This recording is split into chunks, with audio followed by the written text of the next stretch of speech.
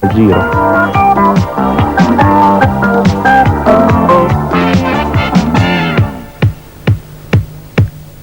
Il Giro viaggia verso Napoli, prende la strada del sud. È un itinerario turistico molto interessante, da Roma a Napoli, poi da Crono a Sorrento, poi si risale a Campobasso e a Pescara si raggiunge l'Adriatico, da Pescara a Rieti col Terminillo, da Terni si va a Rimini in Romagna, Crono a Bellaria, poi Forlì, si attraversa nuovamente l'Appennino per andare a Livorno.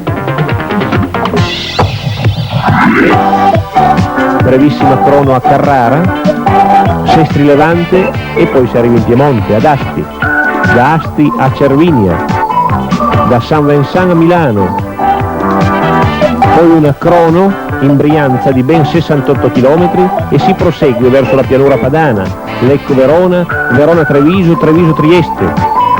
Da Trieste a due campioni stranieri, a Charlie Gaul, numero 1, vittorioso nel 59. Con lui altro temibilissimo concorrente d'Oltralpe è Jacques Anquetil, francese, che 3 anni prima aveva vinto il Tour de France all'esordio. Gastone Nencini è l'italiano che ha maggiori possibilità di classifica.